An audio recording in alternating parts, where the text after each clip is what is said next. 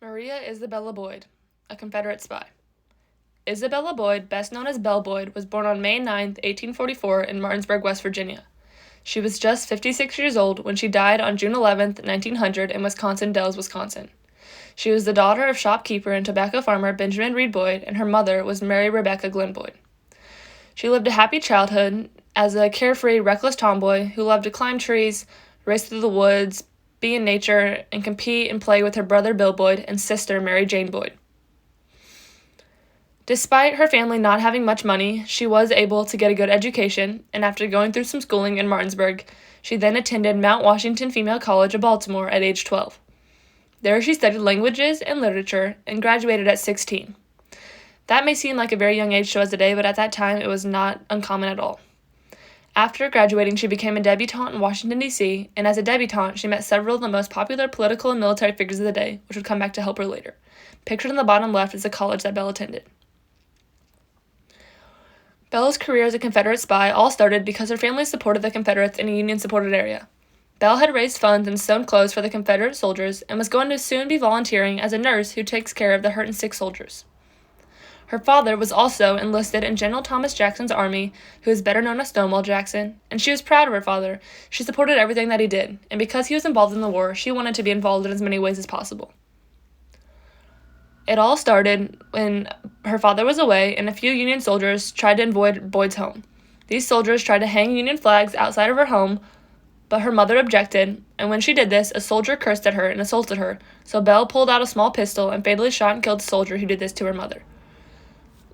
Belle then went on trial and was magically freed of the crime, but now she had an edge against Union supporters, and this is what ultimately began her career. She was on trial, and she charmed an officer, Captain Daniel Kelly, who is pictured in the image on the screen, and he's the one seated on the right. He gave her some military information, and she relayed that information on to generals in the Confederate Army. Belle did have to be careful when trying to pass on secretive information because she was being watched by many after what she had done.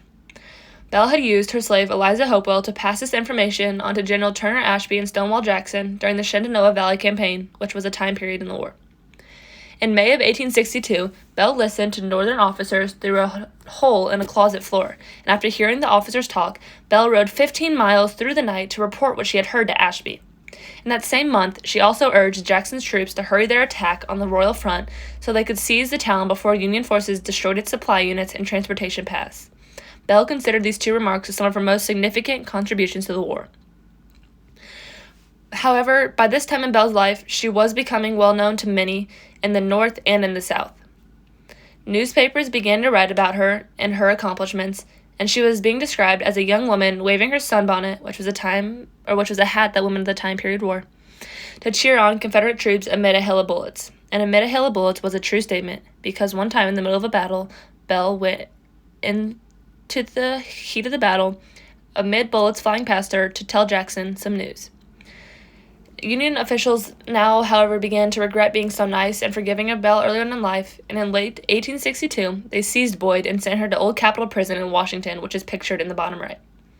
She was treated well there, and eventually was released in a prisoner exchange and was sent to Richmond. Upon returning to the South, she enjoyed fame and admiration for what she had done. On top of everything that Belle had done, Stonewall Jackson also awarded her with the Southern Cross of Honor and made her an honorary captain on his staff. The image on the top right is an example of what the Southern Cross of Honor looked like, and this was given to those who were said to have significant contributions to the war. Belle then decided to try to head back home to Martinsburg, but was quickly banished back to the South because she was so well known.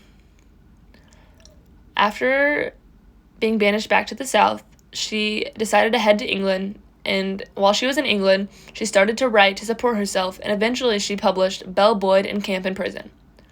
The book is a memoir of Belle's life as a spy and her experiences, and after publishing this book, she decided to take up acting as a hobby and began speaking of her wartime experiences all over the country, traveling from city to city.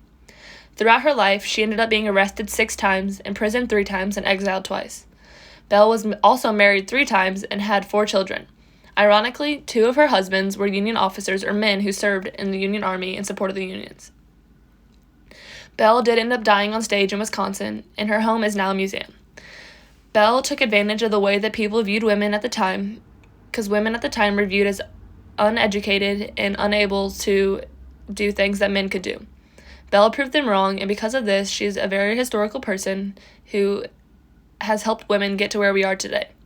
She also was crucial in helping the Confederate Army during the war.